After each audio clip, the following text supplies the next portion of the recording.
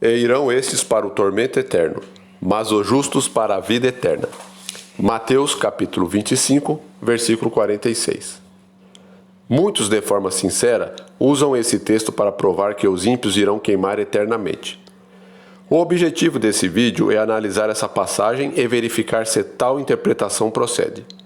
Primeiro fato que devemos atentar é que essa passagem mostra claramente que, por enquanto, ninguém está sendo castigado, pois os justos receberão a vida eterna e os perdidos a condenação somente após a volta de Jesus.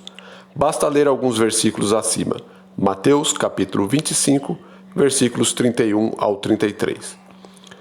E quando o Filho do Homem vier em sua glória, e todos os santos anjos com ele, então se assentará no trono da sua glória. E todas as nações serão reunidas diante dele. E apartará uns dos outros, como o pastor aparta dos bodes as ovelhas. E porá as ovelhas à sua direita, mas os bodes à esquerda. Mateus capítulo 25, versículos 31 ao 33. Vamos agora analisar o termo tormento eterno, ou como rezam algumas traduções, castigo eterno, que é a mesma coisa. A palavra grega traduzida aqui como eterno é o adjetivo aionion, que pode indicar tanto um tempo limitado como um tempo infinito. O que vai determinar se tal palavra se refere a um tempo limitado ou a um tempo finito é o contexto e o substantivo ao qual tal palavra está vinculada. Um argumento muito usado para dizer que aionion aqui se refere a um tempo ilimitado e sem fim é que tal palavra, na mesma passagem, é usada tanto para a vida eterna quanto para tormento eterno. E no caso de vida eterna, todos concordam que tal adjetivo significa um tempo sem fim. Será que esse argumento é sustentado? Vamos então às análises. 1. Se os ímpios vão queimar infinitamente, eles também receberão a vida eterna, mesmo que em uma condição de dor e tortura. 2. A Bíblia, como já visto em outros vídeos do canal, e tais vídeos estão na descrição desse vídeo, ensina que o castigo será proporcional ao que cada um aprontou. Se todos queimarem sem parar, todos terão a mesma punição. Satanás, os demônios, Hitler, um ladrão de galinhas, um bêbado, etc. Todos receberão a mesma punição. 3. Uma das razões pela qual o perdido não queimará por um tempo infinito é o que a própria Bíblia ensina em Mateus capítulo 10, versículo 28, que Deus destruirá o ímpio por completo. E não temais os que matam o corpo e não podem matar a alma. Temei antes aquele que pode fazer perecer no inferno a alma e o corpo. Mateus capítulo 10, versículo 28. Como já apresentado em um vídeo do canal, o verbo grego traduzido nessa passagem como perecer é a palavra apolossai, que vem de apolume, que tem o sentido primário de aniquilar, destruir, eliminar, etc.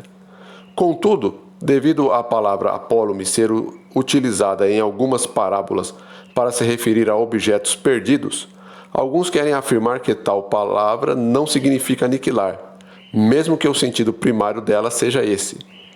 4. Vamos então à análise final. E nessa análise veremos o porquê do adjetivo aionion quando vinculado a castigo, tormento e fogo eterno, ou mesmo se refere a um tempo limitado. E tal análise também mostrará a razão pela qual apolossai em Mateus capítulo 10, versículo 28, realmente significa destruir, aniquilar e eliminar. Vamos então à passagem. Apocalipse capítulo 2, versículo 11. Quem tem ouvidos, ouça o que o Espírito diz às igrejas. O que vencer não receberá o dano da segunda morte. Apocalipse capítulo 2, versículo 11. Qual é o destino dos ímpios? Morrerem novamente? Isto é, sofrerem a segunda morte. Por que a segunda morte? Como explicado em um vídeo do canal que fala sobre o milênio, Jesus voltará, os salvos serão ressuscitados e arrebatados juntamente com os salvos vivos. 1 Tessalonicenses, capítulo 13, 1 Tessalonicenses, capítulo 4, versículo 13 ao 17. Os ímpios vivos são destruídos juntamente com a face da terra na volta de Jesus. 2 Pedro, capítulo 3, versículos 10 ao 12. Após 1000 anos, a Nova Jerusalém desce do céu sobre a terra. Apocalipse, capítulo 21, versículo 2. Os ímpios são ressuscitados. Vem fogo e enxofre do céu e destrói Satanás, os demônios e os ímpios, o que é a segunda morte. Apocalipse, capítulo 20. A maior prova que o fogo, o castigo e o tormento são por um tempo limitado é a segunda morte. Se a Bíblia fala segunda morte, é porque tal morte é igual à primeira. E qual é o estado da primeira morte? Como mostrado em alguns vídeos do canal, a primeira morte, ou a morte em si, é um estado de inconsciência, inexistência, inatividade, isto é morte mesmo. A pessoa deixa de existir, e se o ímpio vai morrer novamente, logo ele deixará de existir. Vamos a outras passagens que falam sobre a segunda morte. Bem-aventurado e santo aquele que tem parte na primeira ressurreição. Sobre estes não tem poder a segunda morte, mas serão sacerdotes de Deus e de Cristo e reinarão com ele 1000 anos. Apocalipse capítulo 20, versículo 6.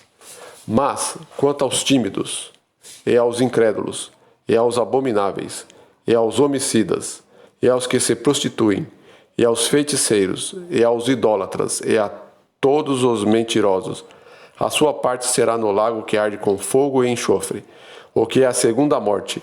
Apocalipse capítulo 21, versículo 8. E a morte e o inferno foram lançados no lago de fogo. Esta é a segunda morte. Apocalipse capítulo 20, versículos 14.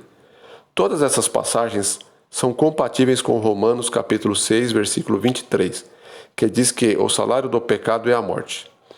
Lembre-se, a chave para entender o que é a segunda morte é saber como é a primeira morte. E como dito antes, morte na Bíblia é um estado de inconsciência, inatividade, inexistência. A série Alma, será que temos uma? Do canal Everton Ricardo explica bem o que acontece ao morrermos. Assistam a mesma.